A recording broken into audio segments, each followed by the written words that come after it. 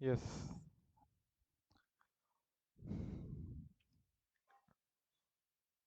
तो कल तक अपन ने इमर्जिंग टेक्नोलॉजीज इन ऑडिट तक देखा था। I mean emerging technologies in audit के बाद अपन ने ऑटोमेटेड टूल्स भी देखे थे कुछ, robotics, AI, right, RPA, blockchain. Similarly एक बार रिवाइज कर लेते हैं अपन इमर्जिंग टेक्नोलॉजीज। अपन ने जो देखा था कल, डेटा एनालिटिक्स टेक्निक्स, चार इसमें टेक्निक देखे थे अपन ने कैसे डेटा एनालिटिक्स किया जा सकता है। So data analytics is generally, it basically is used for what? Analyzing the patterns I told you, identifying the anomalies, and using or extracting the meaningful information out of the huge voluminous data। बहुत ज्यादा data का volume से meaningful information निकालना, extract करना। And ये तीन चीज याद रखना, इसी के बेसिस पे तुम और भी पॉइंट्स लिख सकते हो हर टूल के अंदर, कि जो टूल्स दिए हुए हैं, some of the important tools under the CAATs are listed below. जो ऑडिट कमांड लैंग्वेज है, ये बहुत पुराना और फंडामेंटल टूल है, फेमस है। ऑडिट कमांड लैंग्वेज ये वही है, डेटा एक्सट्रैक्शन एनालाइजिंग सॉफ्टवेयर है। फ्रॉड डिटेक्शन एंड प्रिवेंशन, तो मैंने इसको लिंक करवाया था, तुमको याद आ रहा होगा। तो एसीएल को मैंने लिंक करवाया था फॉरेंसिक ऑडिट चैप्टर से, ऑल्ट्रिक्स को लिंक करवाया था ग्रुप ऑडिट चैप्टर से। क्यों? क्योंकि Alteryx is use for consolidating the data, either financial data और ऑपरेशनल डेटा। देन इसके एग्जांपल्स भी कुछ तुम देखने के लिए बोला था मैंने, I hope you have read that. Power BI का अपन ने देखा है कि it's a very handy tool for you to create a dashboard sort of report, right. Reporting करने के लिए काम आता है, एमआईएस बनाना है तुमको। And it's very fundamental, means even a non-technical business users can also use this tool for aggregating the data, analyzing the data, visualizing the data, and sharing the data। then cache queries, I told you to remember the जो अपने keywords है, quickly, accurately, consistently, quickly accurately consistently. Automated tools in audit में फिर अपन ने start किया था, जहाँ पे अपन ने कुछ देखे थे, RPA, AI, IOT, blockchain, NFTs. तो इंटरनेट ऑफ थिंग्स में मैंने बोला था कि अगर सारे डिवाइसेस कनेक्टेड है, सेल फोन हो गया तुम्हारा, प्रिंटर हो गया, और anything anything that is connected by way of internet, so then that we will call it is what? Internet of things. तो इसमें जनरली ऑडिट इम्प्लीकेशंस जो अपन ने कल देखा था, तो कुछ याद है इंटरनेट ऑफ थिंग्स के ऑडिट इम्प्लीकेशंस क्या देखा था अपन ने? मैंने एक लाइन लिखवाई थी, इंटरनेट ऑफ थिंग्स के ऑडिट इम्प्लीकेशंस, बोलो।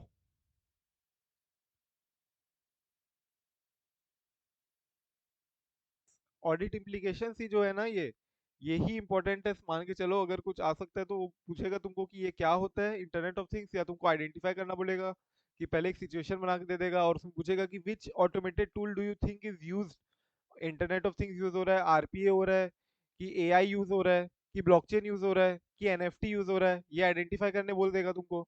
और उसमें बोलेगा कि इसके बाद बताओ, 3 मार्क के लिए बोलेगा ऑडिट इम्प्लीकेशंस क्या है इसके, या 4 नंबर के लिए आ सकता है। 1 मार्क आइडेंटिफिकेशन होगा, 4.4 नंबर के उसके ऑडिट इम्प्लीकेशंस के होंगे। तो ऑडिट इम्प्लीकेशन जितने दिए अपन को याद होना चाहिए, कॉमन रिस्क जो आ रहे हैं उसके कारण वो भी याद होनी चाहिए इसमें। We need to expect the questions, क्या आ सकते हैं। बोलो, याद आ रहा है कि नहीं याद आ रहा है? No sir. इसका मैंने बोला था ना कि कैसे याद करेंगे अपन। ये याद रखना क्या, कि न्यू सिस्टम की ट्रेनिंग लेनी है अपने को, ताकि अपन अंडरस्टैंड कर सके फ्लो ऑफ ट्रांजेक्शन, कहाँ पे ट्रांजेक्शन फ्लो हो रहा है। जो credit card payment processing tool है अपना, credit card payment processing tool में कैसे ट्रांजेक्शन फ्लो हो रहा है, उसकी अंडरस्टैंडिंग लेने के लिए न्यू सिस्टम की ट्रेनिंग लेनी है, न्यू सिस्टम की ट्रेनिंग लेनी है। सो न्यू सिस्टम से instead auditors need to scope in the new system, जो नए नए सिस्टम है उसको अब तुमको अपने सिस्टम में डेवलप करना पड़ेगा, इनकॉर्पोरेट करना पड़ेगा, न्यू सिस्टम को इनकॉर्पोरेट करना पड़ेगा तुमको अपने ऑडिट में, इनकॉर्पोरेट करना पड़ेगा। You would not be able to rely much on the manual controls. इसके बाद ट्रेनिंग लेना पड़ेगा सर। तो सिंपल ऑडिट इम्प्लीकेशन में तुम बोलोगे ना कि ट्रेनिंग करनी पड़ेगी हमको इसके रिलेटेड, अपस्किल करना पड़ेगा खुद को और हमारे एम्प्लॉयज को। फिर consumer facing tools like flow of transaction कैसा इंपैक्ट आ रहा है उसके ऊपर, ये सब देखना पड़ेगा, बिजनेस एनवायरनमेंट कैसे चेंज हो रहा है। And then considering the payment processing tool, जो तुमको पेमेंट करने के लिए अलाउ करते हैं, एग्जांपल थ्रू क्रेडिट कार्ड, अगर ऐसा है तो उसके तुमको इंपॉर्टेंट पॉइंट यहाँ पे जो नोट करना था वो था कि वॉल्यूम ऑफ ट्रांजेक्शन बहुत ज्यादा है क्या, एंड अकॉर्डिंगली तुमको ये सब कंसिडर करना पड़ेगा। ऑडिट इम्प्लीकेशंस यहाँ पे आएंगे generally. This is not exhaustive but inclusive, but however अगर तुमको अपने मन से लिखने जाओगे तो हो सकता है मार्क्स नहीं मिलेंगे, ऑब्वियसली अपन को पता है ये सब चीजें। तो जो पूछा है वैसा अपने दिमाग के अलावा ये पहले तो 4 पॉइंट जो ऐसे के ऐसे दिए हैं वो तो लिखने ही है। जैसे के जैसे पॉइंट है वो तो अपने मन से नहीं लिखना है, जो पॉइंट आईसीआई ने दिए शुरू में अपने को वही लिखना है, इसलिए अपन याद कर रहे।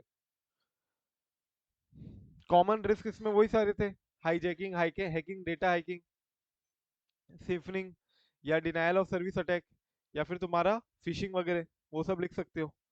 फिर एआई, ऑल्टरनेट, आर्टिफिशियल इंटेलिजेंस में क्या देखा था अपन ने, ऑडिट इम्प्लीकेशंस कैसे याद कर सकते हो, याद किया है कि नहीं तुमने? मैंने कल दिया था इसको कि याद कर लेना, ऑडिट इम्प्लीकेशन और कॉमन रिस्क, ऑडिट इम्प्लीकेशन और कॉमन रिस्क।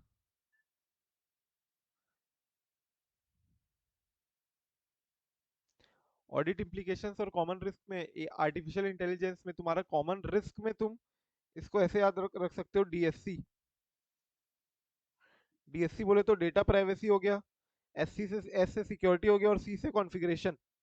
ये सारे एआई के रिस्क है। Security is one of the key risk, जहाँ पे अगर तुम्हारा डेटा सिक्योर नहीं है, so in that case you would be an loss. Then तुम्हारा इन अप्रोप्रिएट कॉन्फ़िगरेशन, जैसे अभी अपन ने एआई जेमिनी की प्रॉब्लम देखी है, they are accepting the problem that it is unacceptable कि कोई गलत रिमार्क दिया जाए over some other countries prime minister, right. तो अपने जब इंडिया के प्राइम मिनिस्टर के ऊपर जब फेसिस्ट का रिमार्क दिया गया था बाय दी एआई जेमिनी, तो अभी अपनी मिनिस्ट्री ने, आईटी मिनिस्ट्री ने उनको नोटिफिकेशन दिया है कि एक्सप्लेन करो हाउ डज दिस हैपन, कैसे हैपन हुआ ये, और सेकेंडली हो सकता है कि उनको इंडिया में ऑपरेट करने का भी लाइसेंस लेना पड़ेगा अब। इंडिया ऑपरेट करने का ऐसे नॉर्मली कोई भी ऑपरेट नहीं कर पाएगा। सो that is what the inappropriate configuration can have serious impact on your operations, है ना। और तीसरा तो है तुम्हारा डेटा प्राइवेसी, कि क्योंकि एआई सिंस यूजेस एवरीथिंग, तुमको पता होगा जैसे अपन ने कल बात कर रहे थे आरपीए का, रोबोटिक प्रोसेस ऑटोमेशन का, मेरे को अभी नोटिफिकेशन आया है आईआरसीटीसी के चैटबॉट, आईआरसीटीसी का चैटबॉट का, दिशा 2.0 यूज करो, आईआरसीटीसी का chatbot 2.0, book your tickets through IRCTC chatbot. Disha नाम है उसका, दिशा, दिशा करके, जैसे अपना एलेक्सा है ना, सीरी है, एलेक्सा है, वैसे ही आईआरसीटीसी ने निकाला है अपना दिशा। तो data privacy issues, you must also be aware about this, right, कि your phone is listening to everything. This is all done through technologies, right. और एआई के थ्रू फिर वो उसको प्रोसेस करता है, इंफॉर्मेशन को एक पैटर्न बनाता है, एक इंफॉर्मेशन जनरेट करते हैं, accordingly it uses in their operations. तो कॉमन रिस्क है ये एआई के, डीएससी। और सिमिलरली ऑडिटर्स इम्प्लीकेशन में तो अपन ने देखा था कि लॉजिकल फ्लो है प्रोसेस का, ऑडिटर को फोकस करना है, फ्लो ऑफ ट्रांजेक्शन, सेम वही वही पॉइंट है, flow of transaction, flow of process जो ऊपर था ना। इसमें अब एआई जेमिनी का ही एग्जांपल ले लो ना तुम, तो तुमको बहुत सारे ऑडिटर्स इम्प्लीकेशन समझ में आएंगे, कि तुमको बायस नहीं होना है, अनबायस्ड रहना है, राइट। एल्गोरिथम तुम्हारा इफेक्टिव होना चाहिए, अपना एल्गोरिथम इसका इफेक्टिव नहीं था ना, एल्गोरिथम इफेक्टिव होना चाहिए। देन सेकेंडली तुम्हारा आउटपुट जो है वो रिव्यूड होना चाहिए, यहाँ पे आउटपुट रिव्यूड ही नहीं था, अपने मन से जो आ रहा है आउटपुट वो आ रहा है, आउटपुट रिव्यूड होना चाहिए। साइबर सिक्योरिटी कंसिडर करोगे, साइबर अटैक सोचोगे, जो भी आ सकता है ये सब तुमको देखना है, कुछ पॉइंट्स। साइबर सिक्योरिटी रख लो, साइबर सिक्योरिटी और cyber attacks,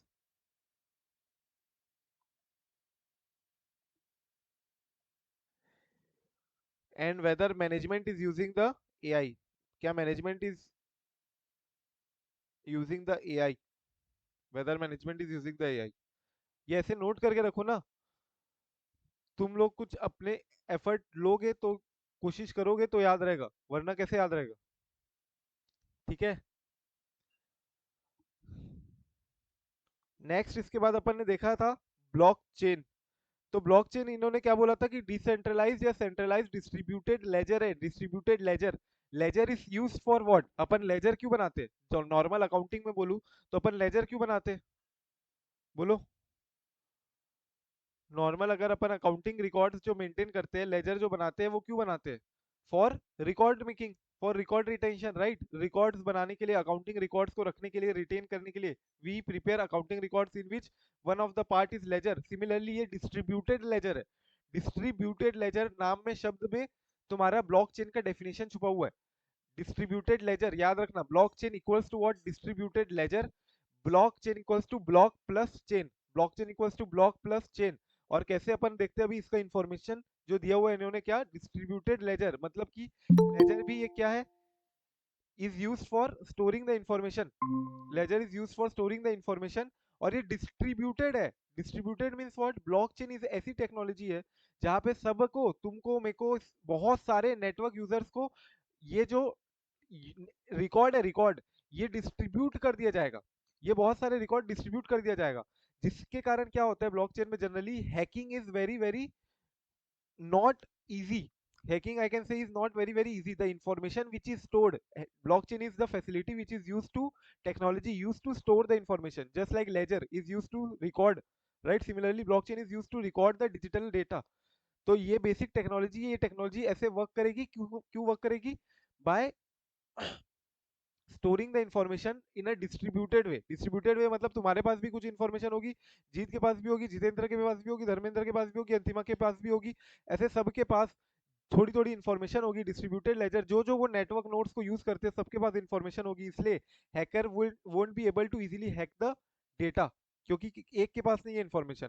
similarly this block blockchain equals to, I told you what? Block plus chain. मतलब जनरली ये ब्लॉक ऑफ इन्फॉर्मेशन रखते हैं प्लस चेन बनाते हैं, एक चेन। जैसे अपन ने अभी देखा ना, एक चेन बना के रखेंगे, तुम्हारे पास कुछ, फिर जितेंद्र के पास। It's just like you can say is a railway. जैसे ट्रेन सोच लो, ट्रेन, ट्रेन कैसी है? एक एक बोगी है ना, एक एक ब्लॉक है, और एक चेन से लिंक्ड होती है, एक चेन से लिंक्ड होती है। और हर ट्रेन की बोगी में तुम्हारा, हर ट्रेन की बोगी में तुम्हारे इंफॉर्मेशन स्टोर्ड है। जैसे पैसेंजर आते हैं, जैसे माल आता है, वैसी यहाँ पे हर बोगी में तुम्हारा इंफॉर्मेशन स्टोर्ड रहता है, अलग अलग। So blockchain is nothing but what? Decentralized or distributed ledger. Decentralized or distributed ledger which is secured through encryption. Encrypted data होता है, and since ये बहुत सारे लोगों के पास होता है, it is very difficult to hack this data. Each transaction is validated by a blockchain participants. और ये जो बेसिक एक टेक्नोलॉजी है ना ब्लॉकचेन, इसी को यूज करके बाकी चीजें बन रही है। जैसे अपन ने एनएफटी देखा, NFT is also using the blockchain technology only. जो क्रिप्टो करेंसीज है, they are using also the blockchain technology. Basic technology क्या है? Block plus chain. And I told you what? It's a distributed ledger, याद रखना, distributed ledger. So इसमें देखो, creating a block of information, block of information तुम create करते हो, that is replicated and distributed to all participants. Important, मैंने क्या बोला? सबको डिस्ट्रीब्यूट कर दिया जाएगा। And it is then very difficult for the hacker to exactly collect all the information, exactly collect all the data, क्योंकि बहुत सारे लोगों के पास है। All blocks are sequenced so that any modification or deletion of a block disqualifies the information. कोई एक block को hacker ने कुछ कर भी लिया, उठा भी लिया, तो वो मैनिपुलेट करेगा अगर, या कुछ भी मिसमैनेज करेगा, तो उस केस में पूरी की पूरी इंफॉर्मेशन जो अदर बाकी ब्लॉक्स में भी है, वो सब हट जाएगी, वो सब हट जाएगी। क्लियर है? एग्जाम्पल इन्होंने दिया है कि ये जो, ये सब टेक्नोलॉजीज ब्लॉकचेन की यूज कर रहे हैं लोग, ब्लॉकचेन की टेक्नोलॉजीज यूज कर रहे हैं। ऑडिटर्स इम्प्लीकेशन में मार्क करना, मैंने कल थोड़ा सा फटाफट स्पीड से भगा दिया था, एक बार आप मार्क करो कैसे याद रख सकते हो, और प्लीज उसको रिवाइज भी करना। देखो इसमें अलग अलग कलर कोडिंग से तुम याद रख सकते हो। ऊपर में जो ऑडिटर्स इम्प्लीकेशन है, गवर्नेंस, जो गवर्नेंस दिया तुम्हारा, तो गवर्नेंस नहीं, बट सिक्योरिटी को मार्क करो, सिक्योरिटी, सिक्योरिटी, ठीक है? तो governance and security around the transaction is very very important, as we discuss yesterday as well, क्योंकि blockchain is using the technology to store your information. और कोई भी तरीके से अगर ये इंफॉर्मेशन लीक होती है, अगर सिक्योर्ड नहीं है, so then that poses a threat to the user, right? तो सिक्योरिटी एक बड़ा इशू है। ऑडिटर को ये सोचना चाहिए कि गवर्नेंस कैसे हो रहा है ये चीजों का। गवर्नेंस वी यस्टरडे डिस्कस ना, कि क्या लॉ एंड रेगुलेशन बन रहे हैं over blockchain technology, crypto currency के ऊपर कैसे, how exactly are they trying to regulate. और regulation means what? Govern, governance, governance नहीं है ब्लॉकचेन पे अभी। Security around the transaction, security, security को मार्क करना। देन तुम मार्क करो दूसरे कलर से protocols, protocols. So weak blockchain protocols नहीं होने चाहिए, अगर कोई है ऐसे तो उसको कैसे तुम ओवरकम कर रहे हो, because rules regulation are very very critical in blockchain technologies, otherwise that poses you to lot of cyber risk, right. And third तुम मार्क कर लो क्या, law and regulation, law and regulation, data privacy law and regulation एक also auditor implication है। अब ये तीनों point तुमको नीचे भी मिलेंगे। Common risk for blockchain technology, उसमें रिस्क क्या है सबसे पहले तो, that it needs which you marked in the blockchain का auditors implication, need specific protocol same point है यहाँ पे। देन तुम्हारा लॉ एंड रेगुलेशन वाला पॉइंट मिलेगा, कंप्लायंस, आई थिंक सो, या last second point, data management processes and complies with the regulation, data management process और comply and necessary regulation को उसको कंप्लायंस करना है, तो लास्ट पॉइंट को लास्ट सेकेंड रिस्क से लिंक कर दो। एंड तीसरा specific protocol, sorry protocol protocol हो गया। तुम्हारा सिक्योरिटी, जो सिक्योरिटी वाला पॉइंट है, that is your third point. Security को लिंक कर लो किससे,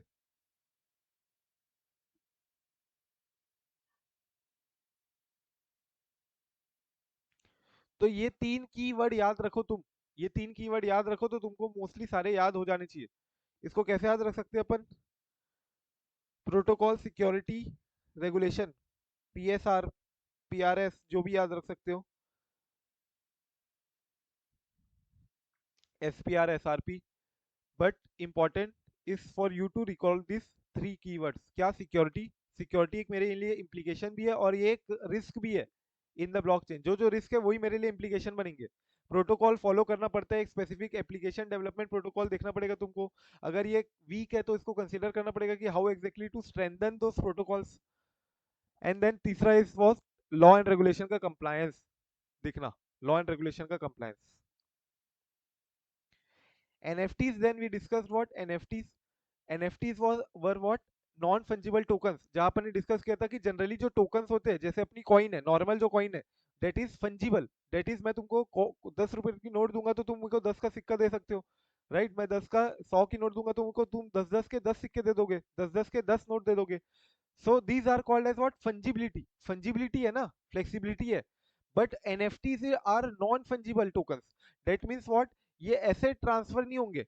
नॉन फंजिबल टोकन्स आपस में इंटरचेंजेबल नहीं है, इंटरचेंजेबल एक्सचेंजेबल नहीं है बोल सकते हो तुम। NFTs are non exchangeable, non fungible, non fungible. सो इसको तुमको ट्रांसफर करना है तो कोई और चीज तुमको लेनी पड़ेगी, लाइक अगर मैं तुमको मेरा एनएफटी दे रहा हूँ तो तुमसे मैं ले, हो सकता है मैं एथर का कोई कॉइन ले लूँ, या मैं तुमसे बिटकॉइन ले लूँ, राइट। मैं तुमसे कोई क्रिप्टो करेंसी ले सकता हूँ in consideration for my NFT, जो मैं तुमको ट्रांसफर करूंगा, मेरी ओनरशिप में तुमको ट्रांसफर कर सकता हूँ, ओनरशिप में ट्रांसफर कर सकता हूँ। मैंने क्या बताया था, एनएफटी क्या है, NFTs are a way which are using what, blockchain technology to digitalize the assets जो तुम क्रिएट करते हो, फिजिकल एसेट जो तुम्हारे पास है उसको डिजिटलाइज करना, एंड बाकी डिजिटलाइज करने के बाद उसको नॉर्मल कॉन्ट्रैक्ट के वे में ट्रांसफर कर सकते हो, तुम्हारे पास राइट आ जाएगा, तुम्हारे पास ओनरशिप आ जाएगी, और राइट ओनरशिप आने के बाद तुम उसको किसी और को ट्रांसफर भी कर सकते हो, तुम्हारे पास ही राइट रहेगी, ओनरशिप रहेगी, ऐसा भी हो सकता है, और किसी को यूज नहीं कर पाएगा वो एसेट, सेम एसेट कोई और यूज नहीं कर पाएगा। That is what is NFT technology using blockchain technology.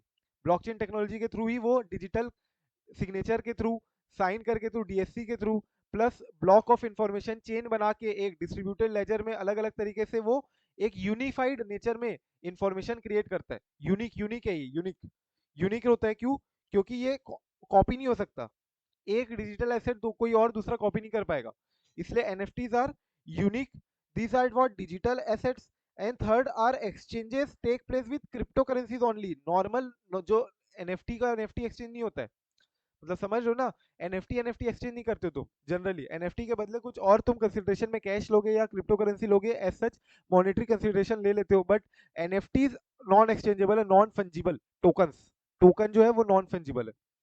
सो इसको भी तुम याद रख सकते हो, अगर याद रखने के लिए ये इंपॉर्टेंट 3 पॉइंट है तुम्हारे, डिजिटल एसेट, यूनिक और एक्सचेंज। तो मैं बोला कि मेरा म्यूजिक जो मेरा आर्ट है that is very very unique, and therefore मैं उसको तुम्हारे साथ एक्सचेंज नहीं करूंगा, मेरा डिजिटल एसेट यूनिक है इसलिए मैं एक्सचेंज नहीं करूंगा, मेरा डिजिटल एसेट यूनिक है, इसलिए एक्सचेंज नको।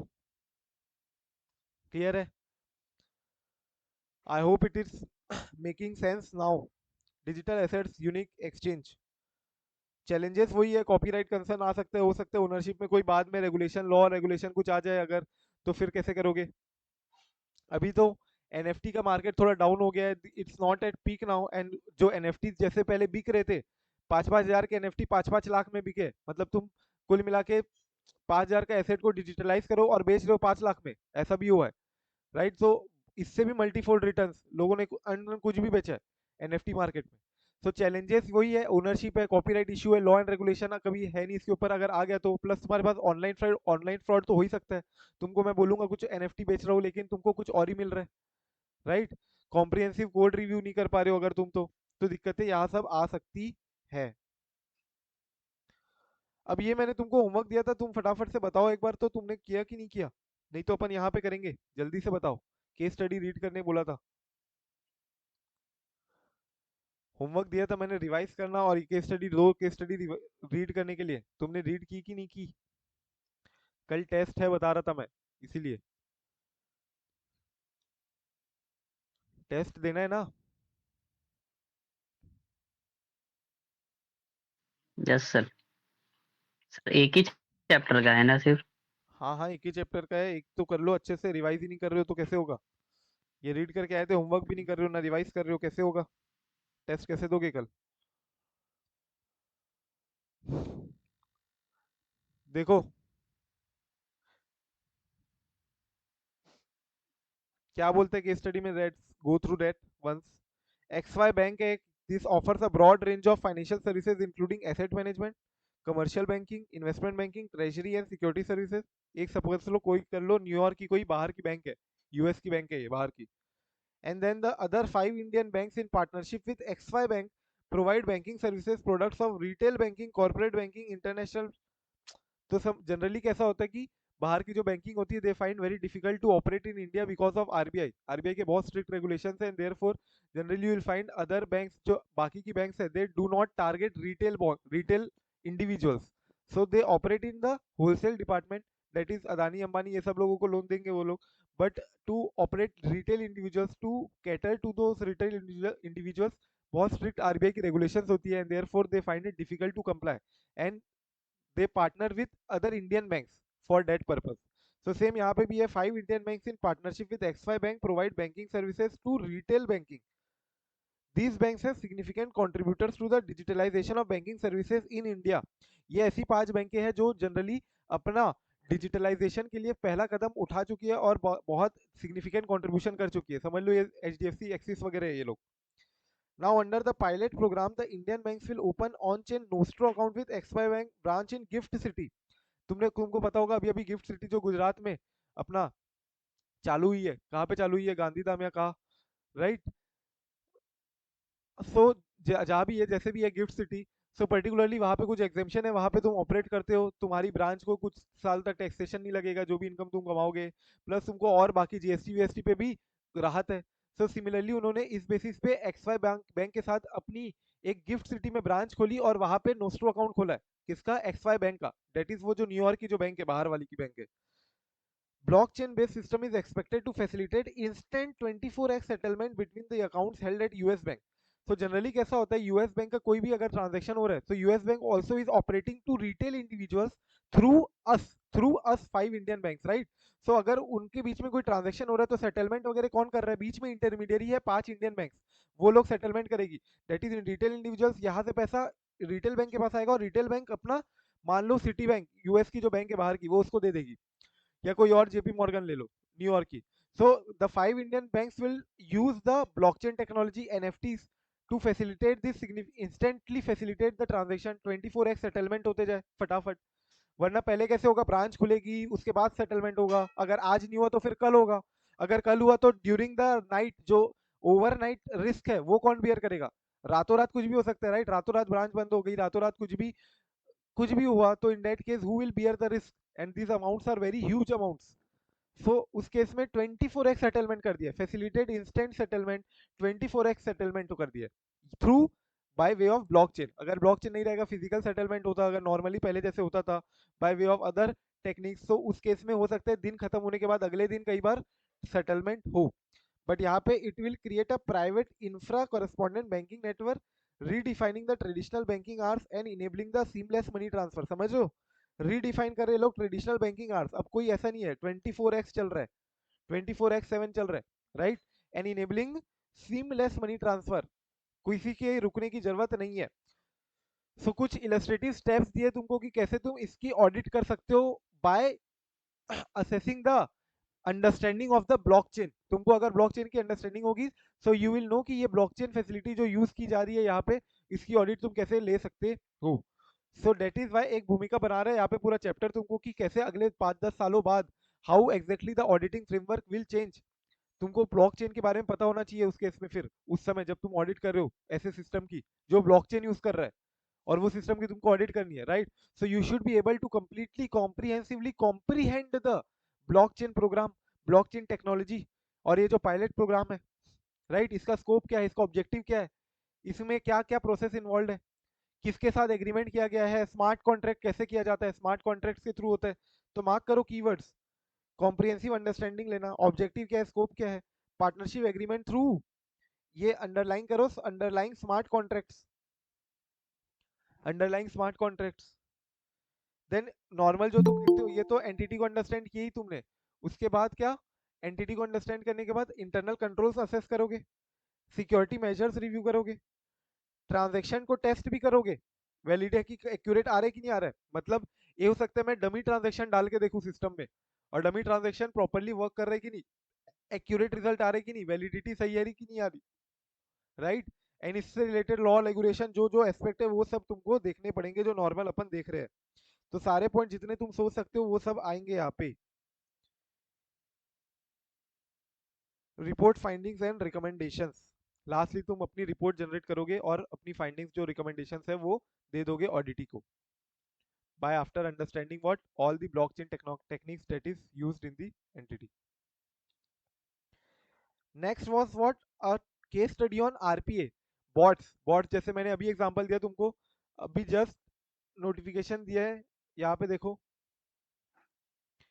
दिशा 2.0, दिशा 2.0 को यूज करो बोल रहे हैं लोग। अभी जस्ट नोटिफिकेशन आया था, to book the IRCTC ticket you can use now our chat bot, Disha 2.0। I think I deleted that notification.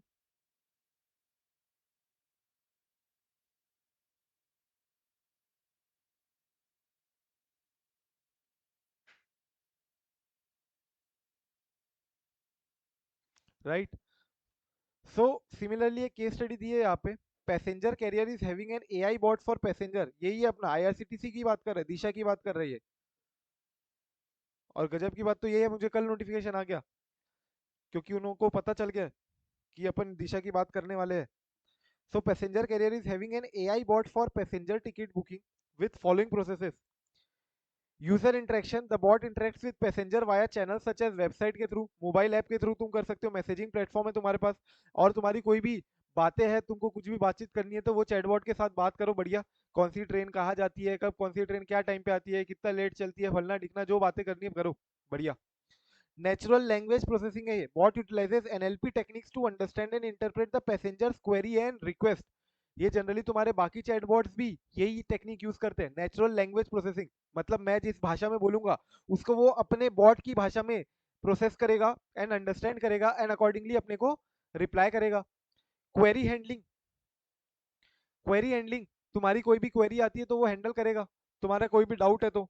Booking process, तुम्हारी बुकिंग की रिक्वेस्ट तुम दोगे और उसका तुमको पूरी की पूरी लिंक दे देगा, और तुम लिंक को दबाओ, बुक हो जाएगा पेमेंट करने के बाद ऑटोमेटिकली। तुम अपनी क्लास प्रेफरेंस दो उसको, डेस्टिनेशन क्या है, ट्रेवल डेट क्या है तुम्हारा, पैसेंजर इन्फॉर्मेशन सब सब सब दे दो, वो अपने आप सीट अवेलेबिलिटी चेक वेक करके तुम्हारी बुकिंग करवा देगा। इंटीग्रेशन, यही तो बोल रहा है वो दिशा 2.0, यही बोल रहा है कि मेरे मेरे थ्रू बुक करो, ठीक है।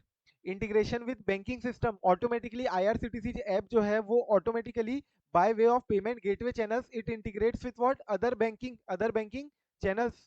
सो इंटीग्रेशन है उसका वहां पे भी।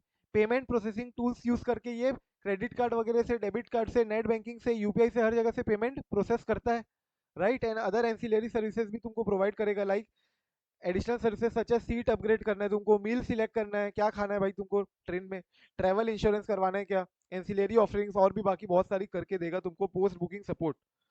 सो ये सब है। अब इसमें तुमको स्टेप्स लगाने की तुम कैसे ऑडिट करोगे जब ये दिशा 2.0 के थ्रू टिकट बुक हो रही है। अगर दिशा दिशा के थ्रू टिकट बुक कर रहा हूँ, मैं दिशा के थ्रू टिकट बुक कर रहा हूँ, तो कैसे मैं ऑडिट करूँ। अब इसमें चैट बॉट है, तुम लोग खुद सोचोगे तो वही सारे पॉइंट है, तुम अंडरस्टैंड करोगे कि बॉट का ऑपरेशन कैसा है, प्रोसेस कैसे करता है वो, क्या ऑब्जेक्टिव क्या है, क्या स्कोप है मेरे ऑडिट का, राइट। मेरा ऑब्जेक्टिव स्कोप तो रहेगा ही हमेशा ऑडिट का, कैरेक्टरिस्टिक क्या ऑडिट की। इसके बाद क्या लॉ एंड रेगुलेशन एम्प्लॉयड है over and about this chat bot, law and regulation aspects, regulatory cost, audit findings, audit conclusions, reporting, same objectives goals, वो सब सारे पॉइंट आएंगे। डेटा प्राइवेसी, डेटा कॉन्फिडेंशियलिटी, जो चैट बॉट में तो है ही ना, बॉट्स के एआई के थ्रू जो भी टेक्नोलॉजीज है, उसमें मेन कंसर्न क्या था, ऑडिटर को देखना है ना कि डेटा प्राइवेसी है क्या, कॉन्फिडेंशियलिटी इश्यूज है क्या। देन तुम्हारा देखो और क्या दिया है, unauthorised access to customer data, system failures.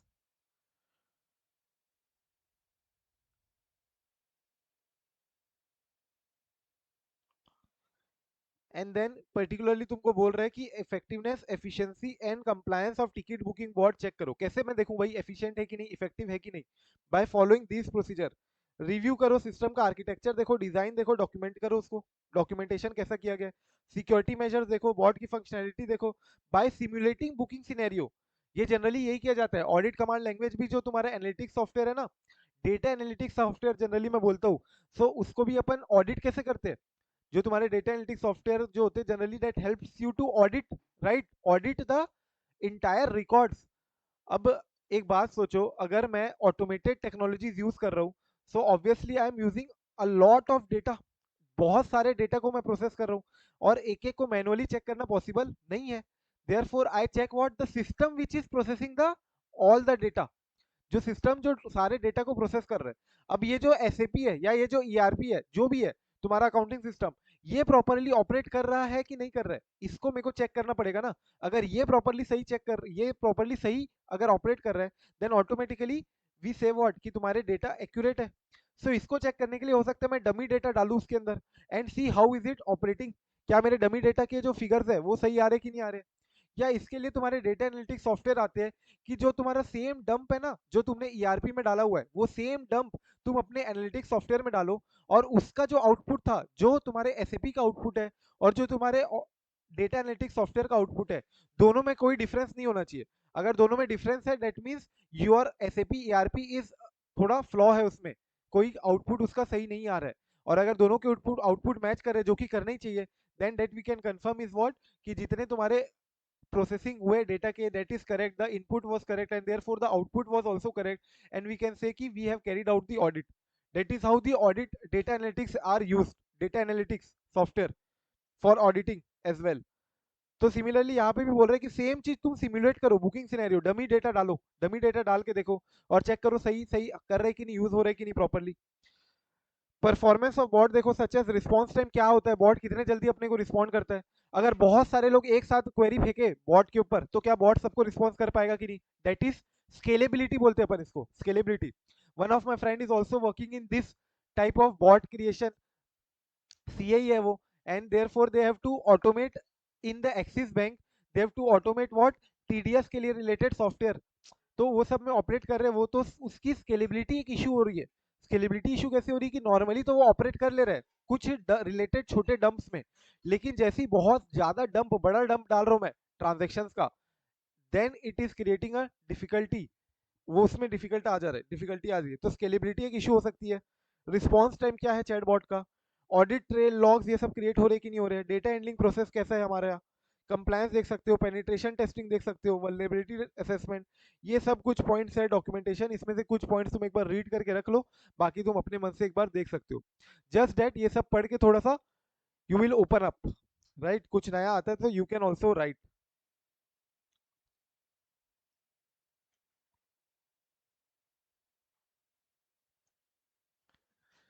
So let's start now what control considerations और ऑब्जेक्टिव्स ऑफ ऑडिटिंग डिजिटली। यहाँ से अपन स्टार्ट करेंगे अपना नया टॉपिक आज का, और आज अपने को कंप्लीट करना है ये चैप्टर भी। It's almost over. अब बहुत ही हवा हवा में बात करने वाले अपन अब, जैसे तुमने मेटावर्स सुना होगा, राइट?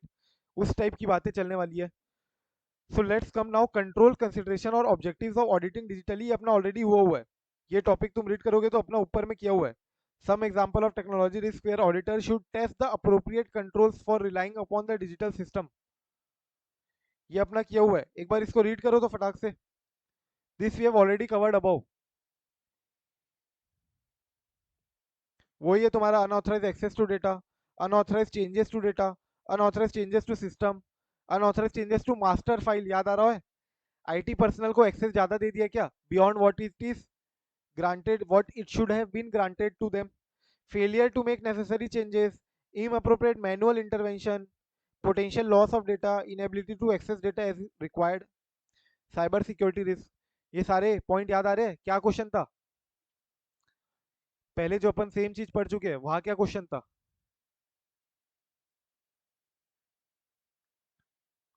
बोलो भाई। डे वन में पढ़ा था ये। लिंक किया था ना मैंने इसको, ऐसे 315 का आंसर तुम याद कर रहे हो कि नहीं कर रहे हो, समझ नहीं आ रहा है। ऐसे 315 से लिंक किया था। ऐसे 315 के आंसर सेम पॉइंट था ना, risk arising due to IT, risk arising due to use of IT. तुम आईटी यूज कर रहे हो, तुम ऑटोमेटेड इन्वायरमेंट यूज कर रहे हो, उसके कारण क्या रिस्क पोज कर रहा है, जिसके कारण क्या क्या रिस्क अराइज हो रहे हैं। सेम आंसर अपन पढ़ चुके 315 में, सेम ऑलरेडी ये आंसर ऑलरेडी पढ़ चुके अपन ऊपर चैप्टर में, चैप्टर की स्टार्टिंग में। इतनी जगह दिया हुआ है तो ऑब्वियसली, बट ऑब्वियसली इंपॉर्टेंट है, आ सकता है, और तुम उसको सीरियसली नहीं ले रहे हो।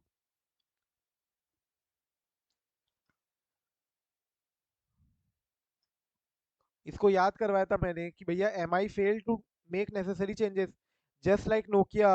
जब वो चेंजेस नहीं कर पाया था तो उसको बहुत ज्यादा लॉस हुआ था ना। सिमिलरली जब एम आई भी fail to make necessary changes तो उसको भी लॉस हुआ था। इस तरीके से कुछ याद किए थे अपन। पोटेंशियल लॉस याद आ रहे कि नहीं आ रहे भाई कुछ?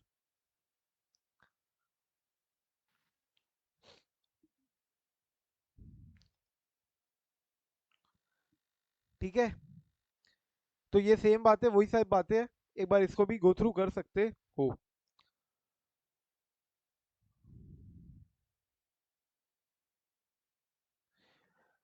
चेंजिंग टेक्नोलॉजी इन्वायरमेंट में क्या स्टेप ऑडिटर लेगा? चेंजिंग टेक्नोलॉजी इन्वायरमेंट में क्या स्टेप ऑडिटर लेगा? तो भाई उसको प्रोफेशनल स्केप्टिसिज्म मेंटेन करना है थ्रू आउट द ऑडिट। जब भी वो न्यू सिस्टम को असेस करे तो उसको सारे रिस्क को कंसीडर करते हुए चलना है कि ये नया सिस्टम है, नए सिस्टम में क्या क्या नए नए रिस्क आ सकते हैं। क्योंकि नया है तो हो सकता है उसके, उसने पहले कभी उस टाइप के सिस्टम पे काम नहीं किया होगा, एंड देयरफॉर हो सकता है उसका जो पास्ट एक्सपीरियंस है वो ज्यादा काम नहीं आए। But basis the knowledge that he already have, right, उसको प्रोफेशनल स्केप्टिसिज्म के साथ काम करके असेस करने हैं न्यू सिस्टम। न्यू टेक्नोलॉजी का क्या इम्पैक्ट आएगा डायरेक्टली या इनडायरेक्टली, ये भी उसको कंसिडर करना है। फ्लो ऑफ ट्रांजेक्शन कैसे इम्पैक्ट होगा ये देखना है। और क्या अप्रोप्रिएट करती है मैनेजमेंट, कितना टेक्नोलॉजिकल इन्वायरमेंट को चेंज करती है, कितना मैनेजमेंट चेंज करती है इसको, मैनेजमेंट के लिए कितना अप्रोप्रिएट है, ये सब अपने को देखना है। ये सिमिलर ऊपर में अपन किस आंसर को देखे थे बताओ, रिलेटेड टू विच आंसर? इसका जो आंसर है, दिस वी हैव ऑलरेडी, इसका जैसे एक और आंसर ऊपर देख चुके। बोलो।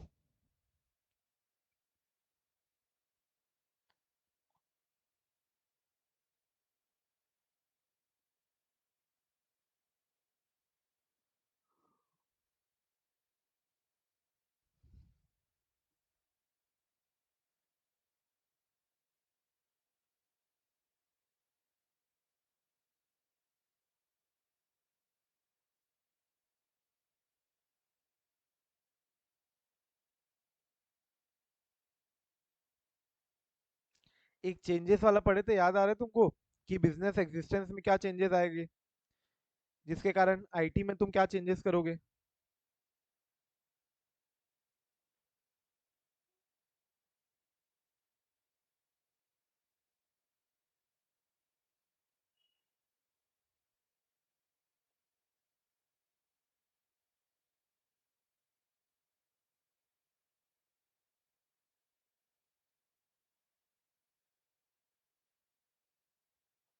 चेंजेस वाला पॉइंट था, एक 3 पॉइंट थे उसके अंदर।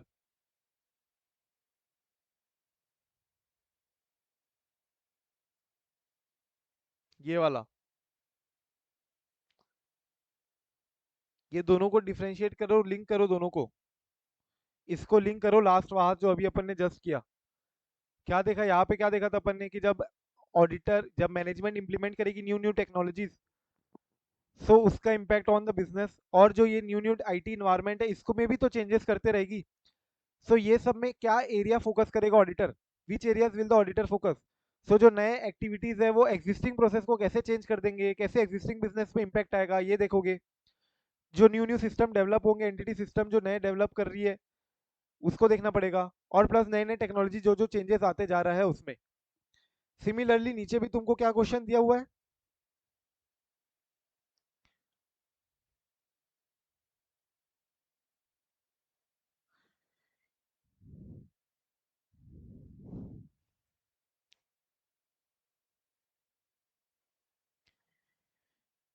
Steps for auditor in a changing technological environment.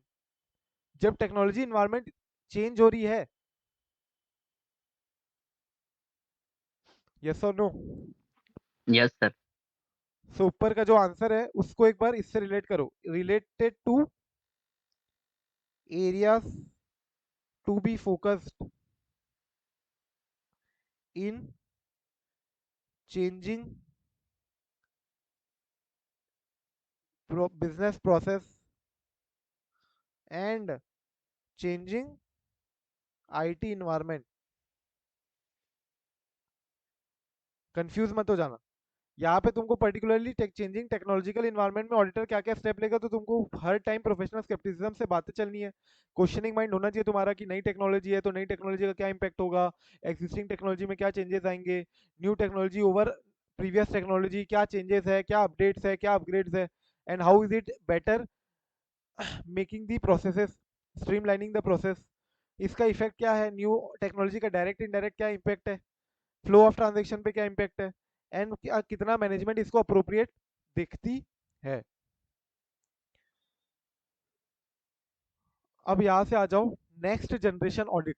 जो अभी अपन बात कर रही है, पूरे चैप्टर का डिस्कशन क्यों हो रहा है, क्योंकि दिस चैप्टर फोकसेस ऑन 10 साल आने के बाद के जो 10 साल है, आगे के जो 10 साल है उसके बाद जैसा ऑडिट हो सकता है। इतना ज़्यादा डेवलप हो रहा है, एआई हो या कोई भी टेक्नोलॉजी हो, so definitely the manual task which the auditor use to do like vouching, verification, ये सब मिनिमल नहीं बोल रहा हूँ, हट जाएंगे, हट ही जाएंगे। That is this will be removed completely.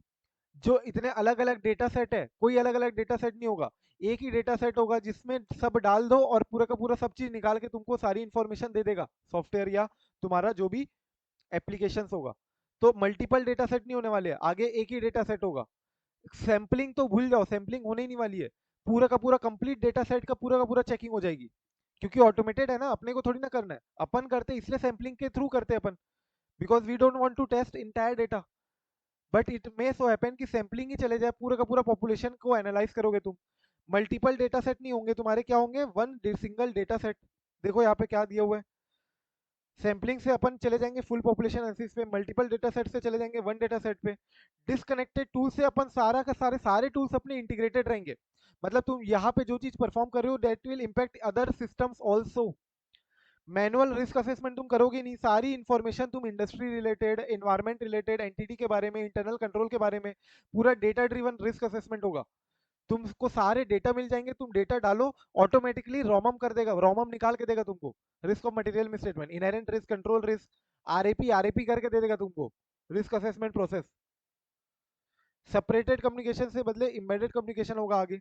Repetitive task, high value work and capacity for growth होगी, रिपीटेटिव टास्क करना नहीं होगा। जैसे मैंने तुमको एग्जांपल दिया था, जो है डेटा एनालिटिक्स सॉफ्टवेयर यूज करते हैं, तो भाई वो तो सारे इतने सारे डेटा को प्रोसेस करते हैं ना, तो अपन सारे थोड़ी ना सारे डेटा को चेक करते हैं। वी जस्ट चेक कि सॉफ्टवेयर प्रॉपर्ली ऑपरेट कर रहा है कि नहीं कर रहा है, and that's how we confirm कि हाँ बाकी डेटा जो सॉफ्टवेयर ने प्रोसेस किया है वो भी एक्यूरेट ही होंगे, आउटपुट एक्यूरेट होंगे। मैनुअल से तुम चले जाओगे ऑटोमेशन में, एडॉक इनसाइट से जाओगे insight from a broader audit. That is how the next generation audit is aiming for, ये एम है हमारा। and that is why this chapter is there in your syllabus.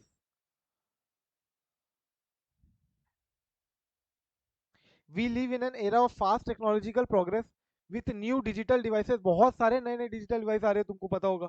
Like application tools being developed almost on a daily basis. नया कोई application आ रहा है तुम्हारा. 3D printing. 3D printing you might have seen ना. ये पूरा का पूरा एक प्रिंट निकल जाता है. जैसे तुम्हारा नॉर्मल प्रिंट होता है पेपर में, वैसा 3D प्रिंट आ रहा है. 3D प्रिंट वो प्रिंट करते जाता है और एक स्ट्रक्चर बन जाएगा, प्रिंट करके दे देगा तुमको. अभी नॉर्मली तुम्हारा प्लास्टिक यूज होता है. ये 3D प्रिंटिंग टेक्नोलॉजी में प्लास्टिक से वो कुछ तुमको हो सकता है मॉडल बना के दे दे. कोई मॉडल तुमको बनाना है, मान लो तुमको कोई बिल्डिंग का ढांचा स्ट्रक्चर बनाना है, तो तुम एक ढांचा 2D प्रिंटिंग से 3D प्रिंटिंग जो बना रहे हो, so that is all is possible now. 3D printing. Augmented reality तुमको पता होगा. ऑगमेंटेड रियलिटी जैसे suppose example you are using तुम्हारा ये लेंस कार्ट में तुम अपने आप को देख रहे हो, चश्मा लग जाता है ऑटोमेटिकली. सिमिलरली तुम घर को देख सकते हो पेंट करके कि ये पेंट कैसा लगेगा तुम्हारा. So this is augmented reality. Although it is not reality but it is close to reality only. तुम बस फोटो डाल के चेक कर सकते हो कि इसको चेंजेस करके कैसे होगा. Augmented reality is used very much in engineering. Architectural process. Architecture में वो बिल्डिंग बना के खुद देख लेता है कैसी दिखेगी, क्या रहेगा बिल्डिंग, कैसा होने वाला है. Augmented reality. Virtual reality. Biotechnology. Auditing through drones. Drones मैंने बताया था विच आई एनकाउंटर्ड थ्रू 2020 में, जब मैंने तुमको बताया था my one of my friend was using stock audit, was using drones, जब वो स्टॉक ऑडिट देख रहा था एक बार. Quantum technology are some of the most rapidly advancing areas. Example देखो ड्रोन टेक्नोलॉजी का. In remote locations for stock counts generally use होता है ये. Drones are great payload capacity for carrying sensors, cameras. They can photograph, physically examine, count of large quantities of fixed asset and inventory. जितने तुम्हारे fix asset है उसका जितना तुमको stock audit करना है, तो ड्रोन को भेज दो. ड्रोन सबकी फोटो फोटो खींच खींच के निकाल के तुमको भेज देगा. Getting this. ऑगमेंटेड रियलिटी भी सेम है, जो मैंने तुमको समझाया. रियल वर्ल्ड इन्वायरमेंट क्रिएट करता है तुम्हारे सामने. Although that is not there in existence currently, but however it creates a real world environment feels. पूरी फीलिंग देता है, उसकी सिचुएशन क्रिएट करता है वैसी. One famous example was Pokemon go. Pokemon go तुमने खेला है? पोकेमॉन गो ऐप में तुम्हारा मोबाइल में ही तुमको पोकेमॉन दिख जाता था. तुमको वहां जाना पड़ता था, और तुम मोबाइल में देखोगे तो तुमको दिखेगा, लेकिन नॉर्मली तुम देखोगे तो नहीं दिखेगा, गली के एक कोने में. और मोबाइल के एक कोने में दिखोगे, मोबाइल से देखोगे तो तुमको दिख जाएगा वो Pokemon. That is what is using augmented reality. Game for mobile device in which player chase imaginary digital creatures. ये सब इमेजिनरी है. वर्चुअल रियलिटी तुमको पता ही होगा. You might have used as well virtual reality. VR जो तुम्हारा real world को तुमको डिजिटली तुम्हारे पास लेके आ गया है, almost close to you. You can explore an a simulated world if you have experienced this. And examples of augmented and virtual reality in architecture, engineering, business, I told you.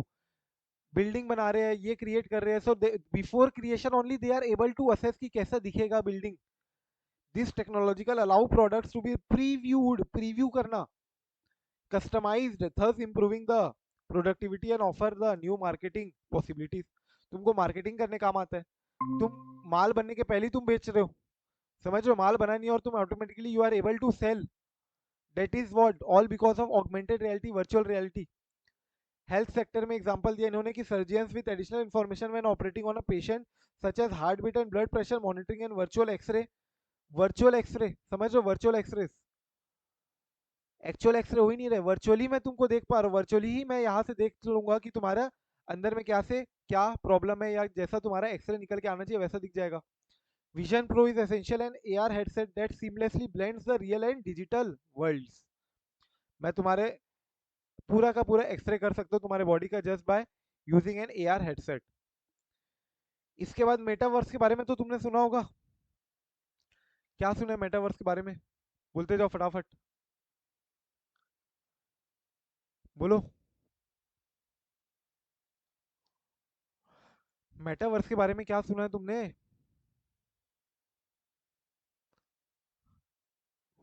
सुने हो कि नहीं भाई, कि आगे चल के पूरी पूरी दुनिया वर्चुअल हो जाएगी.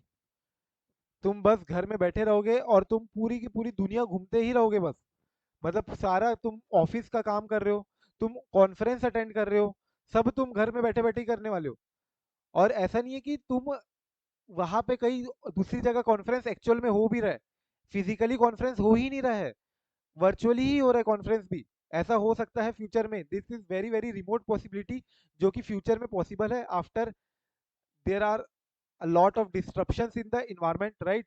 But what can happen is, just as an example, जो ये एग्जांपल सेम हमारे ऑर्गेनाइजेशन में अभी जहाँ पे ऑपरेट कर रहे हो सेम हुआ था कि कॉन्फ्रेंस हो ही नहीं रहा है फिजिकली, एक्चुअल में तो कॉन्फ्रेंस हो ही नहीं रहा है, वर्चुअली तुम जा रहे हो, वर्चुअली तुम अपनी सीट में बैठ रहे हो, सीट बुक कर रहे हो, वर्चुअली सीट बुक भी कर रहे हो, और वर्चुअली तुम्हारे पास वर्चुअल पैसे होंगे, और वर्चुअल पैसे के थ्रू तुम उस पैसे से सीट बुक करोगे, समझ रहे हो? वर्चुअल वर्ल्ड एक क्रिएट हो जाएगा जहां तुम्हारे वर्चुअल एसेट्स होंगे तुम्हारे पास, तुम डिजिटल एसेट क्रिएट करोगे, तुम वर्चुअली लैंड खरीदोगे, तुम वर्चुअली लैंड खरीद के तुम्हारे पास वर्चुअल जो पैसे होंगे उसके थ्रू करोगे, वर्चुअल बैंकिंग होगी, एवरीथिंग विल बी वर्चुअल, तुम बस बैठे रहोगे एक जगह पे, एंड यू आर, जैसे एक समझ लो तुम्हारा जीटीए वाई सिटी खेल रहे हो तुम, जीटीए वाई सिटी या सैन एंड्रियास, उस तरीके से metaverse same, is that possible? Yes, that is a remote possibility, which possibility है ये सोच के तुम सोच लो ना कि how exactly they are trying to realise this concept, and that can be also beneficial, कुछ लोगों के लिए बेनिफिशियल भी हो सकता है।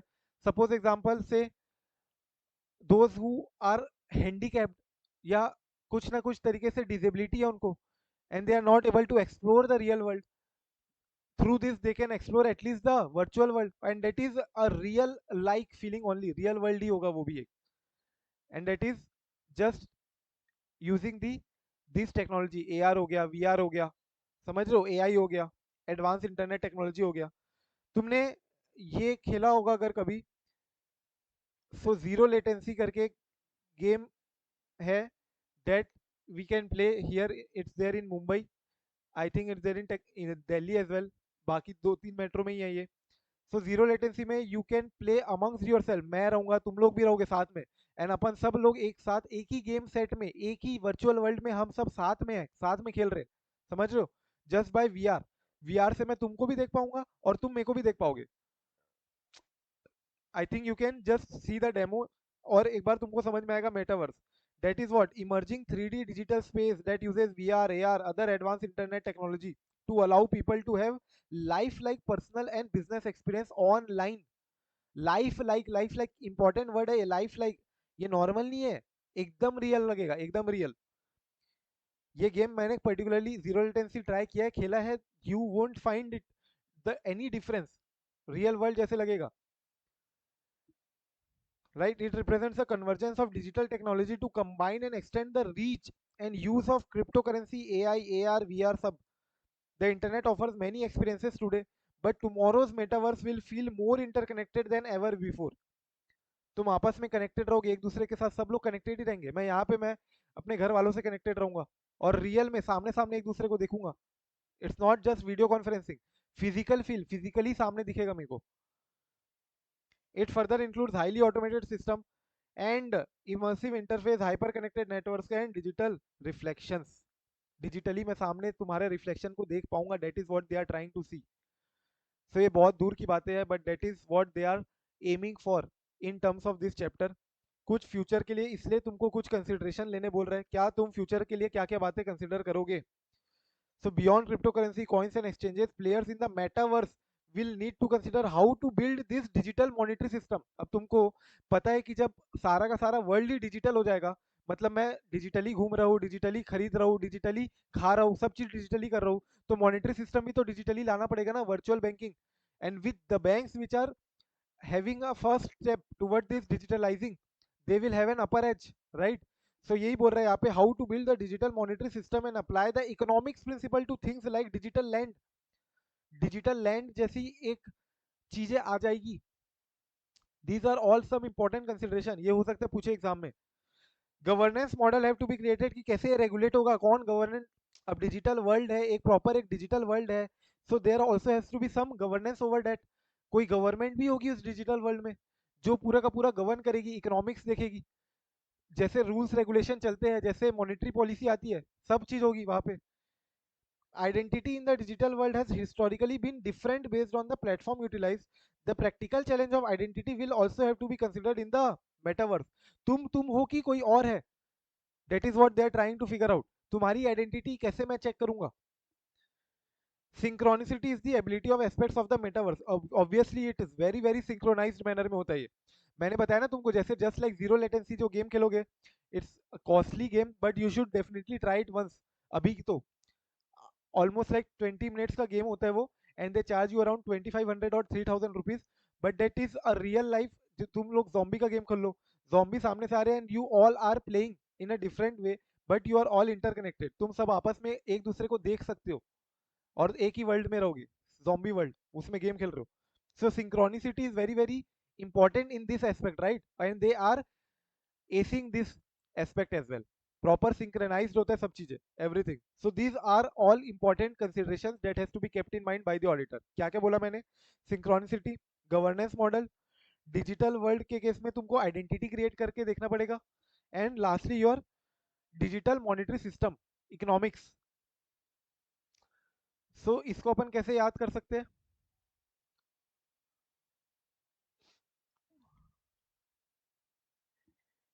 इसको लिखो मेरे साथ यहाँ पे. कीवर्ड्स मार्क कर लो पहले तो. तुम्हारा एक तो गवर्नेंस को मार्क करो, गवर्नेंस. ठीक है, गवर्नेंस मॉडल्स को मार्क करो, गवर्नेंस मॉडल्स.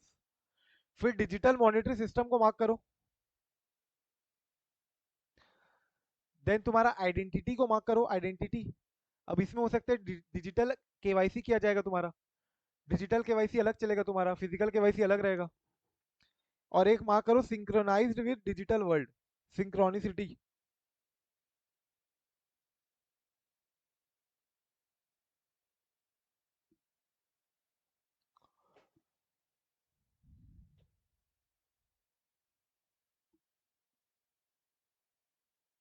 एंड एक बार ये लिख लो.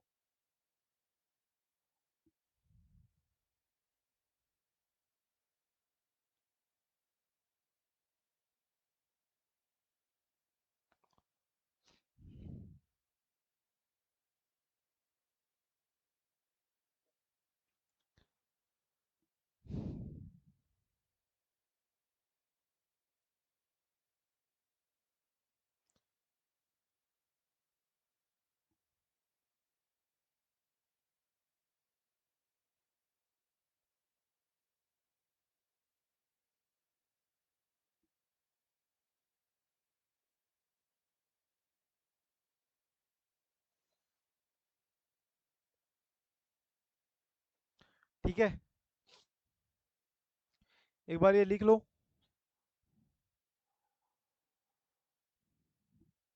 सो सारे कीवर्ड्स तुम्हारे लिंक रहेंगे. इन केस कुछ आता है तो अपने मन से नहीं लिखना पड़ेगा. ठीक है, you will write specific to what they have stipulated in the answers. That is the whole aim, right? कि अपन अपने मन से नहीं लिख रहे हैं. अगर मन से ये करना है तो सिर्फ कॉन्सेप्ट कॉन्सेप्ट पढ़ के ही आगे बढ़ सकते हैं. But what I told you is what, कोई भी चीज आगे बढ़ने के पहले इंश्योर करना कि you are retaining the concept also.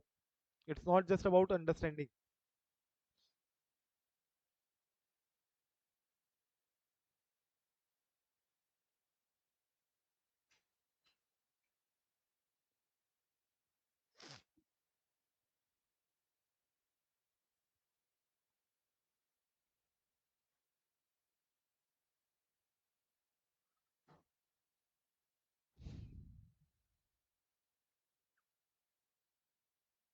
अब ये लोग ने आगे देखते हैं अपन, चलो, कि कैसे मेटावर्स को फाइनेंशियल डोमेन में अप्लाई किया है. Potential application of the metaverse in the financial domain. मतलब एक स्टेप और आगे जा रहे हैं अब ये लोग. जैसे अपन ने देखा क्या, अब since the world is entirely going to be digital, virtual world होगा. So they are trying to say कि वर्चुअल बैंकिंग, वर्चुअल ट्रांजेक्शन भी क्रिएट करना होगा, कि you are able to virtually transact. और ट्रांजेक्ट कर रहे हो तो तुम्हारे वर्चुअल बैंक्स भी क्रिएट होने चाहिए, वर्चुअल बैंकिंग सिस्टम होना चाहिए वहाँ पे, जहाँ पे तुम सीमलेसली कोई डिजिटल एसेट तुम वहां जाके खरीद भी रहे हो वर्चुअल वर्ल्ड में. So you will be able to buy virtual banking and virtual transaction. Similarly digital asset management एक प्लेटफॉर्म होना चाहिए जहाँ पे you are able to trade the digital assets. एक प्लेटफॉर्म भी तो होना चाहिए where you are using the virtual banking facility in order to interchange the assets और बाय और सेल द एसेट्स.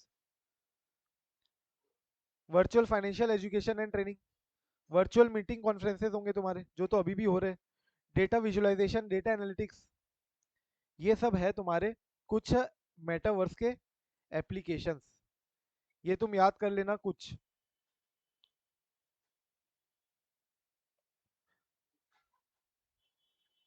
ठीक है।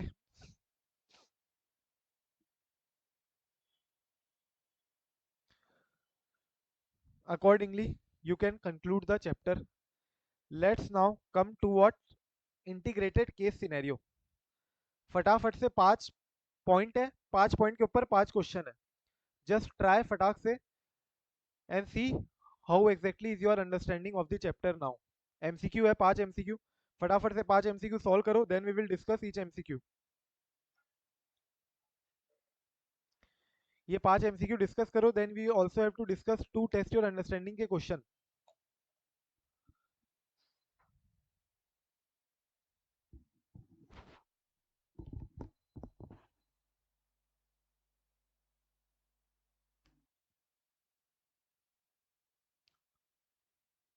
यस, जस्ट हो गए।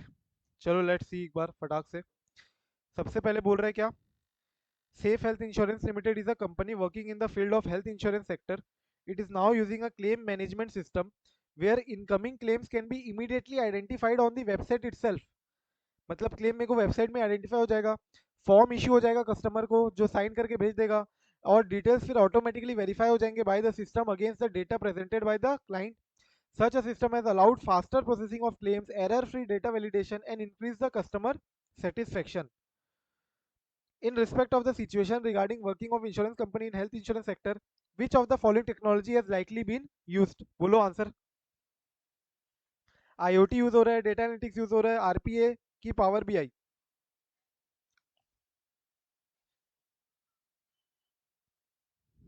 बोलो बोलो,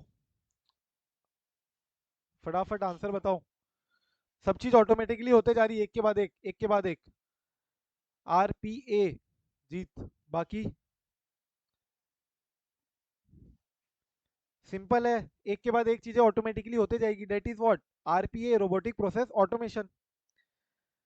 Second, Ajo, what? During the course of audit of a company, it is noticed that a cyber attack took place on the data in which files were encrypted. Files को encrypt किया गया, and computers got logged. और अब hacker क्या मांग रहा है? पैसा मांग रहा है। हैकर मांग रहा है पैसा। ये किस टाइप का था बोलो? इजी है, बिना देखे ऑप्शन, बिना देखे याद आना चाहिए। डिक्रिप्ट करने के पैसे मांग रहा है, एनक्रिप्ट कर दिया मैंने, अब मैं तुमको पब्लिक की से एनक्रिप्ट जो किया उसके लिए प्राइवेट की भेजूंगा, और प्राइवेट की ही तुम्हारा डिक्रिप्ट करेगा। ध्रुवी बोल रही है ransomware, correct. Now let's come to situation C. CAX auditor of a company is looking into cyber security risk of the company. He is making inquiries regarding processes and controls. ठीक है, relating to privileged account access, patch management program, vendor risk management program. He has also performed external network penetration testing. अभी अपन ने देखा था penetration testing, one of the ऊपर में procedure था। Question है, in situation described at C above which is not part of risk assessment procedure. देखो, एक रिस्क असेसमेंट प्रोसीजर होती है और एक फर्दर ऑडिट प्रोसीजर होती है to assess the cyber security risk. तो ये जो 4 रिस्क है, ये 4 रिस्क के लिए अपन ने जो 4 प्रोसीजर परफॉर्म किए, सॉरी 4 रिस्क नहीं, 4 जो प्रोसीजर परफॉर्म की है, इसमें से 3 आरएपी है, रिस्क असेसमेंट प्रोसीजर है, और एक कोई फर्दर ऑडिट प्रोसीजर है। बोलो कौन सा, विच of the following option is not a part of risk assessment procedure? Controls relating to privileged account access, controls relating to patch management program, controls relating to vendor risk management program, या performing external network penetration testing? A बोल रहे जीत।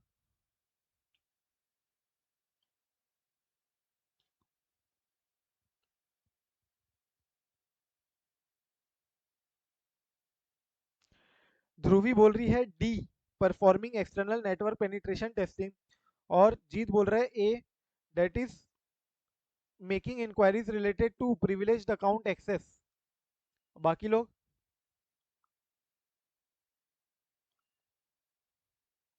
बोलो भाई।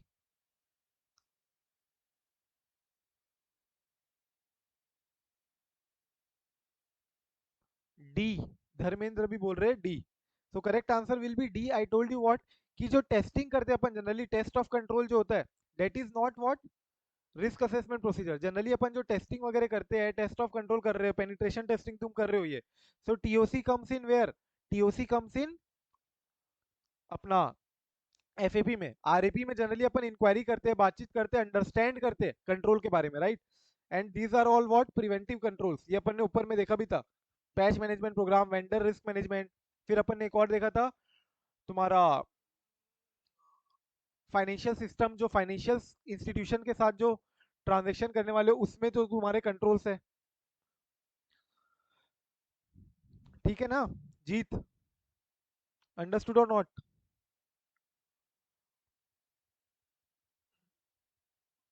I think तुम्हारा अभी हुआ नहीं है वो, ऐसे 315 अपन जब देखते हैं, so there you will find कि जो टेस्ट ऑफ कंट्रोल्स होते हैं, there are what FAP and not RAP.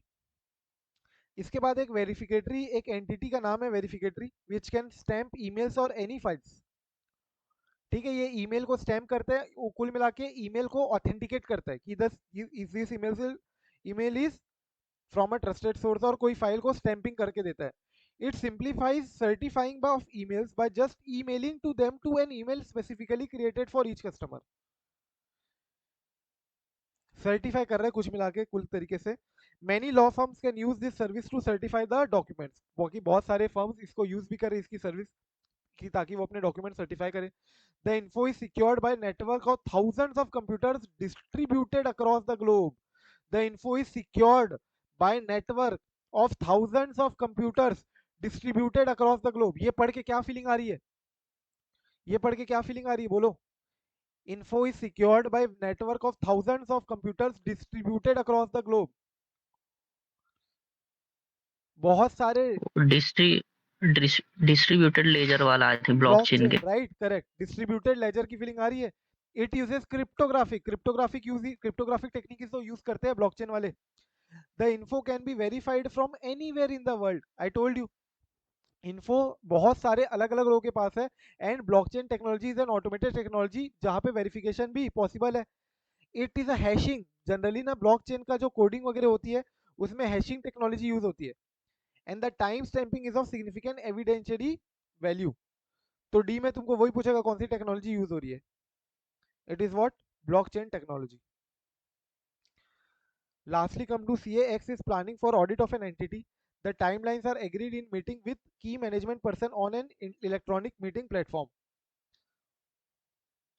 Entity also agrees to provide data electronically. बोलो किसकी फीलिंग आ रही है? Video conferencing meetings are to be held from time to time with the client. बिना option देखे ही समझ में आ जाना चाहिए किसकी फीलिंग आ रही है। फीलिंग फीलिंग किसकी आ रही थी? ये सब किसके बारे में बातचीत चल रही है? ई में, पॉइंट ई में, टाइमलाइन एग्री करना, वर्चुअल मीटिंग करना, data data sharing platform decide करना, उसमें डेटा शेयर करना, document sharing platform, data electronically sharing करना, रिमोट ऑडिट, राइट। सो यही बात बोल रहा है यहाँ पे कि which of the following is false in an audit described at paragraph E. कौन सा आंसर आएगा बोलो? Opportunity to present doctor document and to omit relevant information is decrease. Decrease हुआ था कि इंक्रीज हुआ था ये डॉक्टर डॉक्यूमेंट? इंक्रीज हुआ था इसमें। इंक्रीज हुआ था ना, मैनिपुलेटेड डॉक्यूमेंट्स दिए जा डॉक्टर सकते तुमको। So this is false, this should be the correct answer, but let's just check other options also. Remote access to sensitive IT system may not be allowed. Yes, this was an advantage, correct है ये, अपन ने discuss किया था इस पे। It provides comfort and flexibility, मैंने बोला था घर बैठे बैठे खाते खाते बढ़िया करो काम। टाइम जोन इश्यूज होता है यहाँ पे। Could also affect the efficiency of audits, correct है। ठीक है, सो यहाँ तुम्हारे चैप्टर खत्म होता है। एक बार अपन क्विकली दो टेस्ट योर अंडरस्टैंडिंग के क्वेश्चन है वो डिस्कस कर लेते हैं। So I think that I have included as a question separately, but वो क्वेश्चन को तुम इग्नोर कर सकते हो क्योंकि उसका आंसर ही मैंने इंक्लूड नहीं किया है। जैसे ये क्वेश्चन हो गया, company is planning to use RPA, ठीक है, आरपीए यूज करने वाली company, to streamline its hiring process. ये अभी शार्क टैंक में भी कोई आया था इस टाइप का, हायरिंग प्रोसेस को स्ट्रीमलाइन करके they are providing services for conducting interview. Now this company is using what? RPA, robotic process automation. Earlier the company used to hire from campus from various management institute, IIM Ahmedabad, IIM मतलब जहाँ जहाँ IIM जहाँ जाके management institute जहाँ जाके वहाँ के candidates को हायर करते थे पहले, but that used to be very costly and inefficient. Costly क्यों? क्योंकि कोई भी कैंपस में कंपनी बैठती तो कंपनी को पैसे देने पड़ते हैं. आईसीआई कैंपस में अगर कंपनी बैठती तो कंपनी को 1-2 लाख 2-2 लाख रुपए देने पड़ते हैं कैंपस में बैठने का. ठीक है. Institute leading to high recruitment cost. High recruitment cost, एक तो कैंपस की फी भरो, फिर कैंपस में अगर बैठ रहे हो तो कैंपस वाले ऐसे अलाउ नहीं करेंगे. अपने आईसीआई के कैंपस वाला टाइप के मैनेजमेंट इंस्टीट्यूट के कैंपस नहीं होते. मैनेजमेंट इंस्टीट्यूट के कैंपस की रिक्वायरमेंट होती है कि मिनिमम से मिनिमम 15-20 लाख इतनी तो सैलरी तुमको ऑफर करनी ही होगी. मिनिमम सैलरी के साथ आना पड़ेगा तुमको. आईसीआई कैंपस टाइप नहीं कि no minimum salary. So generally costly होता है recruitment, inefficient, higher yield and resultant lack of diversity. How can the RPA be used to automate the hiring process? List the tentative few such steps. सोचो एक बार, तुम खुद से सोच के देखो कैसे हायरिंग प्रोसेस को ऑटोमेट किया जा सकता है. What could be likely benefits of using RPA in the hiring process. और बेनिफिट्स क्या होगा इसके कारण. आरपीए के जो बेनिफिट्स है नॉर्मल, वो बेनिफिट्स तो तुम लिख ही सकते हो, बट एक बार खुद से सोच के देखो क्या लगता है तुमको. How exactly will you try to automate the hiring process. कैसे रोबोटिक प्रोसेस ऑटोमेशन को कैसे इंप्लॉय करोगे इन हायरिंग प्रोसेस.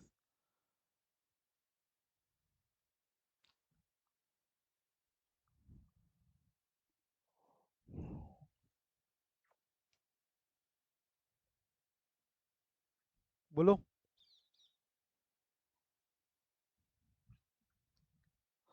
तो तुम मान लो कोई ऐड चला सकते हो. ठीक है, फेसबुक ऐड चला लिए, इंस्टाग्राम ऐड चला लिए, तुमको पता होगा.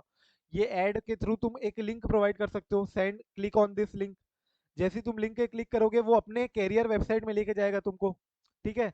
फिर तुम आगे आगे उसको फिर और फर्दर ऑटोमेट करो कि वो कुछ अपनी डिटेल्स भरेगा, अपनी डिटेल्स डालेगा, अपना रेज्यूमे वगैरह डालेगा. ऑटोमेटिकली वो अप्लाई करे दे, ऑटोमेटिकली अप्लाई कर दे, ऐसा कुछ करो. जैसे it's just like your LinkedIn. LinkedIn में कैसे होता है, स्पेसिफिक फील्ड का नॉलेज पहले ही चेक कर लेगा, राइट. तुम्हारा जो तुम अपने डिटेल्स भरोगे जब तुम अप्लाई कर रहे हो, तो वो डिटेल्स के बेसिस में उसकी जो रिक्वायरमेंट है उसको तुमको वहां पे नेविगेट करे. मतलब समझ लो आज चल के मेरा एक्सपीरियंस है इन इन्वेस्टमेंट बैंकिंग और तुम्हारा एक्सपीरियंस है सपोज एग्जांपल इन ऑडिट, और अपन दोनों कोई कंपनी में जाके अप्लाई किए, and that company is also hiring for IB, that company is also hiring from audit, that company is also hiring for taxation. तो तुम्हारे रेज्यूमे में तुम्हारी डिटेल्स जैसी जैसी होगी वो तुमको उस तरफ डायरेक्ट कर देगा. एंड अकॉर्डिंगली जिसको रिक्वायरमेंट होगी वो तुम्हारा इंटरव्यू शेड्यूल कर सकता है after going through your capability, skills and everything, experience and all. And basically तुम्हारा इंटरव्यू होने के बाद, कुल मिला के इंटरव्यू तक तो, हायरिंग प्रोसेस जो इंटरव्यू तक है एटलीस्ट, वो तो कम से कम क्या हो गई तुम्हारी, ऑटोमेट हो गई. इंटरव्यू तक ऑटोमेट हो गई. उसके बाद तो definitely your judgement will be required. Interviewer का जजमेंट लगेगा, एम्प्लॉयर का जजमेंट लगेगा वेदर टू हायर और not. But till the interview तुम्हारा प्रोसेस को ऑटोमेट कर सकते हो. Naukri.com में जैसे तुम अप्लाई करते हो तो definitely your resume goes to several people जिसको रिक्वायरमेंट है उस टाइप की, सेम टू सेम. या तुम लिंक्डइन में देखोगे तो ऑटोमेटिकली लिंक्डइन में तुमको दिखेगा, तुम अप्लाई करोगे, तुम अपना नाम ये वो डालोगे और लिंक्डइन से रिलेटेड जितनी इन्फॉर्मेशन है वो सामने वाले को चले जाएगी. So hiring process tentative few steps कैसे हो, तुम ये सब डिस्कस कर सकते हो. यही तुम्हारा टेस्ट और अंडरस्टैंडिंग का एक क्वेश्चन था. और एक और क्वेश्चन है तुम्हारा टेस्ट और अंडरस्टैंडिंग का, which was I think this. CAY is planning to use computer assisted audit techniques extensively in audit of a company, be it for compliance test या be it for substantive test. यानी तुम test of control के लिए करो, control testing करो, या substantive audit procedure perform करो. तुमको क्या यूज करने के लिए बोल रहा है, CAAT. Can you list out example of few situation of tests perform by him using computer assisted audit tools, computer assisted audit techniques. तो मैंने तुमको एग्जांपल दिया था आज अभी कि तुम एक खुद का कंप्यूटर असिस्टेड ऑडिट टेक्निक्स में एक डमी डेटा सेट डाल के देख सकते हो. डमी डेटा सेट मत डालो, एक एग्जैक्टली वही डेटा सेट डालो जो तुम्हारा एसएपी ने प्रोसेस करके आउटपुट दिया है तुमको. एसएपी ने जो आउटपुट रिपोर्ट दी है तुमको, उस रिपोर्ट का जो मेन इनपुट है, इनपुट जो पूरा का पूरा डम है, डंप डंप पूरा का पूरा डाउनलोड करके डंप को एज इट इज डालो किसमें, तुम्हारे कैट में। और कैट का जो आउटपुट है और जो तुम्हारा आउटपुट है वो अगर मैच कर रहा है, सो देन योर कैट तुमने ऑपरेट कर लिया ना successfully. And then you can exactly opine on the SAP, exactly opine on the accounting system ERP जो भी है तुम्हारा, कि yes it is processing effectively efficiently and it is processing accurately and the report is accurate, and the report is accurate. Any game puzzle add करके कैसे?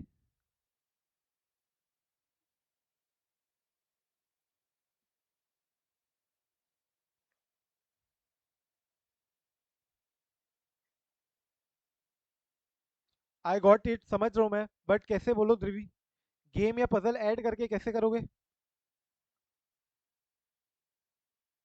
तुम उसके लिए बोल रहे होंगे जो तुम्हारा हायरिंग प्रोसेस है, राइट? हायरिंग प्रोसेस में बोल सकते हो कि जैसे आजकल हायरिंग के पहले तुम्हारे टेस्ट होते हैं, लाइक एमबीए में जो क्वेश्चंस पूछते हैं जनरली एनालिटिकल क्वेश्चंस, वो सब पूछते हैं, and then accordingly your interview might get scheduled if you pass those test. तो similar type of test perform किया जा सकते हैं ऑटोमेटिकली। तुम ऑटोमेटिकली उसको आंसर डालोगे और ऑटोमेटिकली तुम्हारा रिजल्ट आ जाएगा, फ्लो हो जाएगा। सो आई थिंक ध्रुवी उसके लिए बोल रही है। बट यहाँ पे बोलो और क्या क्या तुम कैट को कैसे कैसे यूज कर सकते हो, कैसे कैसे टेस्ट परफॉर्म करोगे? एक तो अभी मैंने टेस्ट परफॉर्म किया तुम्हारे, एक जैसे बताया, राइट? एक तो मैंने तुमको अभी बताया कि कैसे तुम सेम डेटा सेट जो तुमने ईआरपी का जो रिपोर्ट जिससे जनरेट हुई है वही डेटा सेट वो सेम सेम डंप डाउनलोड करके अपने कैट में डाल के देखो, और कैट जो रिपोर्ट जनरेट कर रहा है उसके आउटपुट जो है आउटपुट एंड जो तुम्हारा एसएपी का आउटपुट है उसको मैच करो।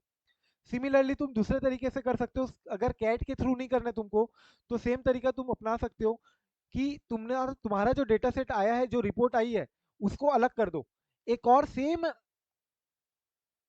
डिवीजन करो और उसमें सेम डेटा सेट को कॉपी करो, और प्लस तुम कुछ अपने ट्रांजेक्शन्स भी डालो, डमी ट्रांजेक्शन डालो, और उसका आउटपुट जो आया, उसका जो आउटपुट आया minus previous output, minus previous output, वो डिफरेंस जो आना चाहिए वो सेम वही डिफरेंस आना चाहिए जो तुमने डमी ट्रांजेक्शन डाले हैं। मतलब समझ में आ रहा है क्या क्या बोला मैंने? एक बार वापस बोलता हूँ क्या बोला मैंने। मान लो ये एक डेटा सेट वन है, इससे तुम्हारा आया आउटपुट वन, ठीक है? अब इसको एक अलग कर दो, प्लस एक डेटा सेट वन प्लस एक डमी डेटा सेट वन डालो, डमी डेटा सेट डालो, और इसका जो आउटपुट आएगा इसको अपन क्या बोलेंगे, आउटपुट टू। अब output two minus output one करूँ अगर मैं, तो मेरा क्या निकल के आना चाहिए, dummy data set two. Yes और नो, डमी डेटा सेट निकल के आना चाहिए। सो ये अगर आ रहा है एक्यूरेटली, इससे मैच हो रहा है, सो देन यू कैन से कि हाँ तुम्हारा अकाउंटिंग सिस्टम या ऑडिटिंग सिस्टम प्रॉपरली ऑपरेट हो रहे हैं, and that's how we can give some level of assurance on your accounting system या एसएपी या जैसा भी तुम्हारा सॉफ्टवेयर है। कंप्लायंस हुआ या कि नहीं हुआ ये भी देख सकते हो, यस करेक्ट, कि तुम इस audit computer assisted audit tool से सारे कंप्लायंस रिलेटेड एस्पेक्ट देख सकते हो, टीडीएस हो गया या जीएसटी रिलेटेड एस्पेक्ट्स हो गया। टीडीएस के रेट करेक्टली तुमने कंप्यूट करके चार्ज किए ना, टीडीएस करेक्टली डिडक्ट किया ना, टीडीएस टाइम पे पेमेंट हुआ ना, जीएसटी करेक्ट रेट पे चार्ज किया ना, जीएसटी करेक्ट टाइम पे पेमेंट कर दिया ना, ये सब पॉइंट्स तुम ऑब्वियसली थ्रू कैट चेक कर सकते हो। ठीक है? तो ये एक बार गो थ्रू कर लेना, दो क्वेश्चन है तुम्हारे टेस्ट योर अंडरस्टैंडिंग के, टेस्ट योर नॉलेज के क्वेश्चन मैं तुमको देने वाला हूँ टेस्ट में। And I believe, I hope कि तुम प्रॉपरली एक बार रिवाइज करोगे without going through the test your knowledge question, obviously because that should not be gone through before test, और डायरेक्टली तुमको टेस्ट में दिखेंगे, and you should be able to answer all the question.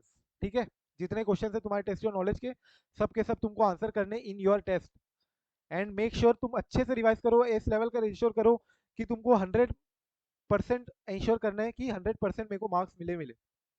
उस level का revision करके ये test दो, तुम्हारा एकदम कॉन्फिडेंस बूस्ट होगा। Definitely you will score 5-6 marks in this chapter, 5-6 mark कम नहीं होता है।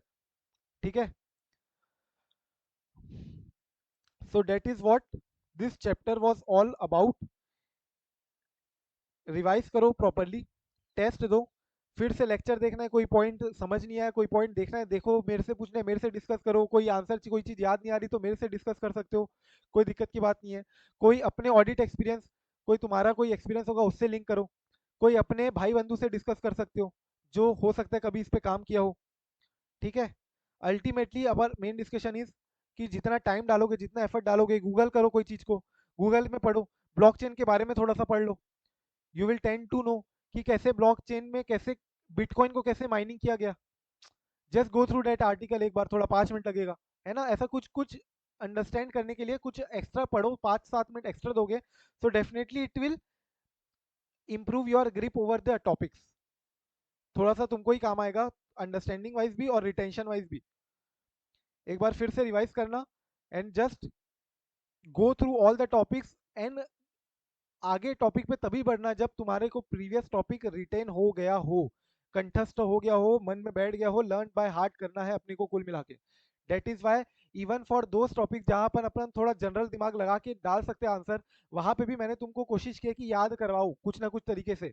It's not because I don't want you to try your minds, ठीक है, तुम तो अपना दिमाग लगा के लिख लेना, बट पहले फॉर फर्स्ट एंड फॉरमोस्ट वो 4 पॉइंट जरूर आने चाहिए जो आईसीआई ने अपने मैट में दिए।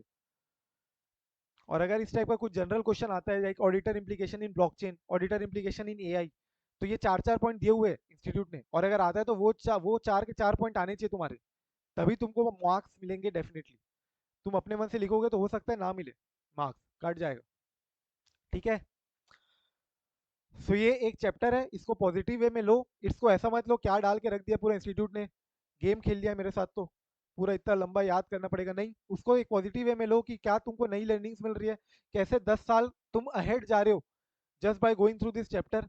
एक ढांचा मिल रहा है, थ्योरेटिकली मिल रहा है भले ही, प्रैक्टिकली नहीं, बट थ्योरेटिकली थोड़ा तो मिल रहा है।